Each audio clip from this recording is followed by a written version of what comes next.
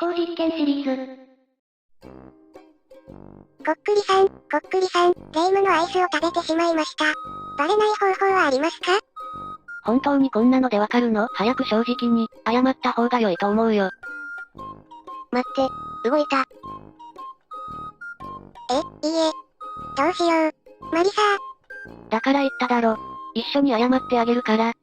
誰か、私のアイス食べちゃった？はい。ひどいな。ところで何してるの？こっくりさんに質問してたの。ゲームごめんね。アイスのことは、仕方ないとして、最近、妖怪について調べてたらこっくりさんの面白い研究を見つけたから、今回はその話を解説するよ。待ってください。まず、正式な手順でこっくりさんに帰ってもらわないと。それは私の本業だね。さて、儀式も無事終わったことだし、本題に入ろうか。今回、紹介するこっくりさんの研究をしたのは、井上円了という明治時代に活躍した、日本の哲学者だよ。東京大学哲学科で学んだ後、哲学館、現在の東洋大学を設立したことでも知られている。そういう経緯もあって、東洋大学には現在も哲学科があるので、哲学に興味のある受験生は、ぜひチェックしてみてね。そして、井上円了のユニークな研究の一つが、今回取り上げる、哲学の立場から妖怪とは何かについて明らかにした妖怪学講義という本なんだ。後で詳しく解説するけど、井上円了は妖怪学の立場から、日本の学問の近代化に貢献したことから、妖怪博士やお化け博士などとも呼ばれている。明治時代に活躍して、大学を作った人というと、福沢諭吉や大隈重信も有名だけど、こんなユニークな人もいたんですね。井上円了は、最初、英国の心霊研究会のようなものを東京大学に作ろうとして、不思議研究会を立ち上げるんだけど、病のために中断して、それ以後は一人で妖怪の研究を続けるんだ。不思議研究会、私も入りたいな。研究方法として、まず雑誌に各地の妖怪の話を教えてください。身近な幽霊の話を教えてください。という広告を出したんだ。その結果、約500通の返信があり、それらをもとに、研究を進めたんだ。500通、すごいね。今だったらそんなに集まらないかもね。まだ妖怪や幽霊の話が、身近にたくさん存在していた時代だったんだろうね。そういう意味でも貴重な研究なんだ。井上円了は、これらの資料をもとに、進められた研究を妖怪原談という本にまとめているんだけど、その中に、こっくりさんの話が登場するんだ。井上円了が当時、巷で流行っていたこっくりさんについて、調べていくとそれは、英国で流行っていた、高齢術テーブルターニングによく似たものであることに気づくんだ。そこから、どうして西洋で流行っていたものが、日本で流行り出したのかを調べていくと、どうやら明治18年頃に、伊豆の下田近くに、船の故障で立ち寄ったアメリカ人から、日本に伝わったということが判明するんだ。なんでこっくりさんなんて名前なんでしょうね。どうやら、最初の頃のこっくりさんは、この絵にあるみたいに、組み合わせた木の棒の上に、蓋を乗せて、やっていたみたいで、不安定な蓋がこっくりと動く音から取られたらしいね。そして、狐か狸のような妖怪がその仕掛けに乗り移って、私たちに遠くのこと、過去未来のこと、吉凶禍福など、様々な事柄を告示することから、こっくりと呼ばれるようになったらしい。人間の霊じゃなくて、狐や狸にするあたり、日本人っぽいし、うまい当て字だね。さて、井上円了は、このこっくりさんを妖怪による仕業ではなく、あくまでも身体の生理学や心理学によって説明しようとしたんだ。なんか大月教授みたいだね。実験の結果明らかになったこととして、まずこっくりさんは、不覚筋動によって起きていると考えられた。つまり、蓋やコインは、妖怪の力で動かされているのではなくて、腕の筋肉の無意識的運動によって動いているんだ。科学的ですね。ちょっと例を出すと、ウプ主の知り合いに、人間工学の専門家がいて、椅子の座り心地を何年も研究しているんだけど、その人に長く座っても疲れない椅子の選び方を聞いた時に、この不覚筋動の話をされたんだ。市販品の椅子って、どれを選んでも、少し自分の体型にマッチしなくて、座りづらいってことない？それはあるね。ゲームできないよ。そこで、完全オーダーメイドで、その人の体型にぴったりマッチした椅子を作る事業が考えられたんだけど、すぐに失敗してしまったらしい。なんで？すごくいいじゃん。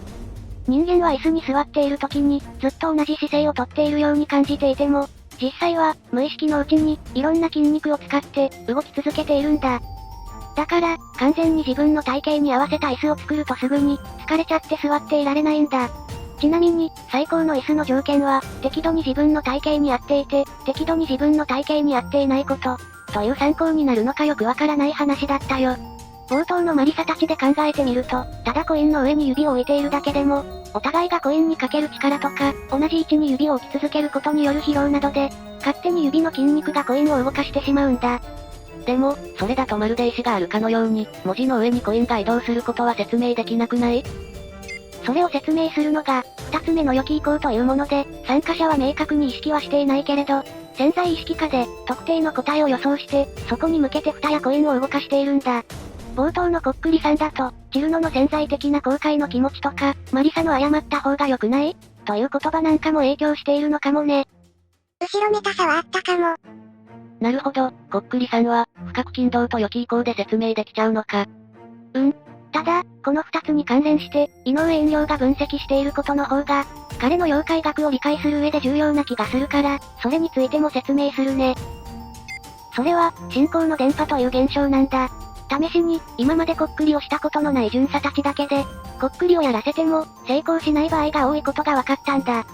そこで、メンバーに一人こっくり信者を混ぜてやらせてみたところ、こっくりが成功するようになった。その後で、再度巡査たちだけでこっくりをやらせると今度は、なんと成功するようになったんだ。これは、井上遠慮が分析しているこっくりさん以外の妖怪にも言えることだけど、妖怪への信仰は他人に広がっていくという特徴を持っているんだ。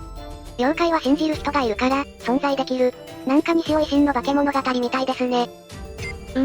そして4番目、これが結構確信だと思うんだけど、なぜこっくりさんがここまで流行しているのかという理由の部分なんだけど、人々は、自分が得たいお告げが得られない場合、不信心者が混じっているとか、日が悪いなど理由をつけて、やり直しを行うことが多いと指摘しているんだ。自分に都合の悪い占い結果は信じないみたいな感じだね。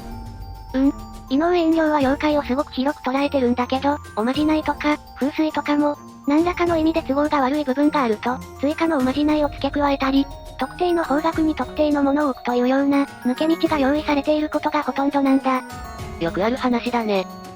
こっくりさんの例だと、ある男が、妻の浮気を疑っていて、何度もこっくりさんを試みて、妻の浮気のお告げが得られたから、離婚する話が紹介されているんだ。ひどい話だね。ここからはウプ主の解釈だけど、この部分こそが井上遠慮の妖怪学の凄さなんだと思う。妻の浮気を疑う男は、なんで妻の浮気のお告げが出るまでこっくりさんを繰り返したんだろう？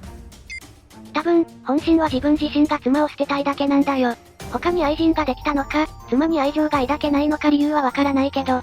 男は、自分自身が悪い人間だと認めたくない、あるいは他人から悪い人間だと思われたくないから、こっくりさんのお告げという形で、妻が浮気しているという正当化をしているんだ。こっくりさんが大流行している背景に、みんなが自分の都合の悪いことは全て妖怪のせいにしたいという気持ちが働いているとしたら、すごく怖いことじゃない？妖怪とはまた違う、怖さを感じますね。井上遠慮のこっくりさんの解明の意味って、単に妖怪のものだと思われた現象を、科学的に説明することだけじゃないと思うんだよね。こっくりさんの解明を通して、その時、本当に男に求められていたものが明らかになるということが、一番大きな意味なんじゃないかなと思う。つまり、妻に別れを告げる責任を男自身が取るとか、妻を愛する努力をするとか、男自身の決断として離婚するかを真剣に考えることが必要なんだ。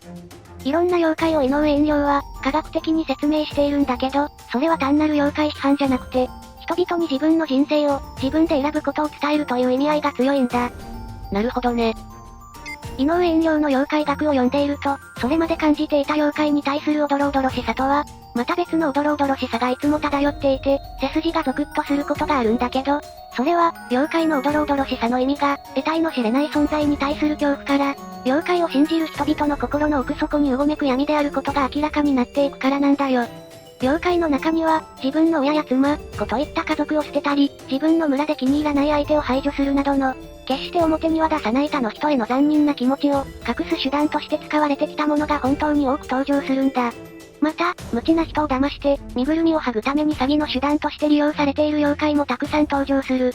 人間怖い系小説みたいだね。一番怖いのは、妖怪じゃなくて、人の心なんだね。最初、井上遠慮の妖怪学を読んでる時は、正直、全部科学で説明しようとする夢のない話だなと、感じてたんだけど、だんだん読み進めるうちに、井上遠慮は、妖怪を科学で解明することで、私たちの奥底にある心の闇から、私たちを救おうとしているんだなという意図が理解できて、一気に面白くなったんだよね。このように、井上遠慮の妖怪学は、啓蒙思想としての意味合いがすごく強く現れたものなんだ。啓蒙って何？もともとは、暗闇に光を当てるという意味だけど、カントの説明が一番しっくりくるからそれを紹介するね。私たちは、無知であること、誰かの奴隷であることもできる存在なんだ。ただ、それでもあえて賢かれ、理性を用いる勇気を持てとカントは言う。なぜなら、自分で考え、自分で責任を取るときだけ、人間は自由を実感できるからなんだ。啓蒙の目的は、人々を自分で物を考える人間に育てることなんですね。実際、井上遠慮も全国各地で妖怪に関する情報を収集する傍ら、人々への科学的合理的思考の普及を目的とした講演も多く行ったんだ。つまり、妖怪を科学的に説明することで、人々を啓蒙するという意識がとても強かったんだ。私たちは自分の心の中にある醜い部分を、妖怪の仕業と考えている限りは、それと直接対決することはできないけど、そういった醜い感情をはっきりと自分の一部として、認めることで、初めてそれと対決することができるんだ。そう考えると、啓蒙が持つ意味合いは、単に科学的、理性的に物を考えましょうという意味以上に、人間らしさの獲得という大事な意味も含んでいるんだよ。最後に、井上遠慮の妖怪学の全体を少し紹介すると、彼は妖怪をこんな風に分類している。うわ、細かいね。詳しくは、動画を止めてゆっくり眺めてほしいけど、物理学や科学、天文学などで説明される物理的妖怪と、今回取り上げたこっくりさんのように心理的な妖怪の区別がまずあって、これらは科学によって解明される偽妖怪だと井上遠慮は考えている。妖怪は結局いないの？いいや、そうじゃないんだ。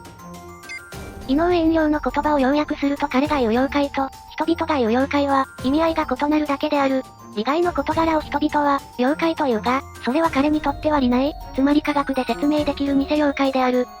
人々が、妖怪と呼ぶものを、合理的、科学的に分析し尽くして、偽妖怪を解明してなお残るのが、真の妖怪、深海である。深海か。どんな妖怪なんだろう？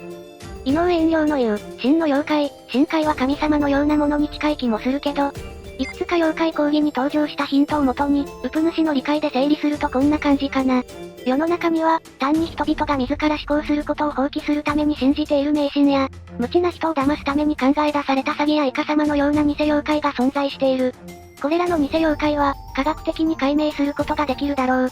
ただ、妖怪学の中に登場するもののうち、例えば人々が自然の中に何か、神秘的なものを感じる気持ちだったりとか、死ぬ運命にある人のために祈る気持ちといった部分は、最後まで残るような気がする。そういう、自然や人への愛から生じてきた妖怪は、科学的に説明することが何の意味も持たないという意味で、真の妖怪として残るんじゃないかな。なるほどね。祈りはなくならないもんね。今回の参考文献だけど、こっくりさんの研究が登場する妖怪原談は、妖怪学という名前で、青空文庫や Kindle の無料本で読めるから、ぜひ、興味のある人は読んでみてね。そして、妖怪学にハマったという人は、東洋大学が出版している妖怪学全集に挑戦してほしいけど、もともと24巻のものをまとめ直した本だから、全部読むのは結構時間がかかるかも。すごい分量だね。